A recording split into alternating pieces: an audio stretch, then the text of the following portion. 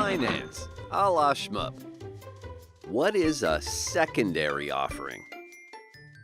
Okay, so Hangers has gone public in an IPO. That was its primary offering, hint, hint. And Hangers, yes, well, they sell hangers. Well, hey, if Staples can do it, why not? Anyway, well, how'd they go public? Well, yes, it was an IPO, or initial public offering, the first offering of formerly private shares to the public. But here we're talking about a secondary offering. So what does that mean? Well, usually young companies have a bunch of insiders, people like the founders and the employees and the original investors, and everyone wants to buy a home, a Porsche, a diamond-studded Fitbit, whatever. And in many cases, the shares of these early companies like Hangers represent almost all of the net worth of the insiders. So understandably, they want to not have all of their eggs in one basket, or one stock in this case, right? Well, they want to diversify. That is, they want to sell some of their shares and get cash, and then go buy a home, a car, or buy bonds, or a mutual fund, or an index fund, or some other presumably safer investment vehicle than Hangers. Well, the rule in most cases is that insiders cannot sell their own shares until at least 6 months and change after the company has begun trading publicly. It's called the 144A rule. Write that down. Actually, don't write that down. All right, but when they do sell, they generally want to work as a team so that their shares can be placed into the hands of funds who have demand to hold their shares a while, right? Like, they don't want to just dump the shares into the market, crater the stock, and, well, basically screw everyone else. How is this important? Well, let's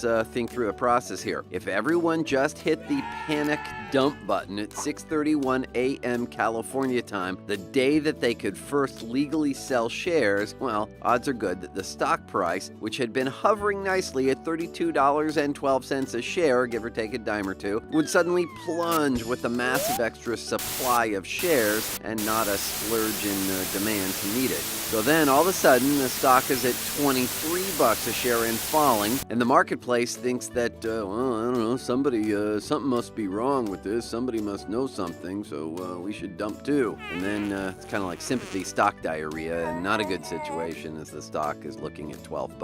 So normally the investment bank who took the company public in the first place would circle with the investors who bought in and are still holding the shares of Hangers, and they'd place more shares in their hands. And they do this in the form of what is called a secondary offering. Yes, it took us a while to get there, but we did, which is largely like an IPO light. The management team might need to meet with a fifth or a tenth as many of the investors they met on the IPO, and just refresh conversations as they relate to publicly available information and guidance on how well or poorly the company is doing. Then they place those shares, that is, sell, say, 2,000 of them per person, and, they move on. Then they place those shares, and let's say there's 5 million of them, and they spread them around to all the mutual funds and hedge funds buying them, and then give the insiders their cash. So now a whole new group of folks have been given the enviable opportunity to own Hangers, and, well, the employees and investors that have been there since day one, they get to cash out, at least partly.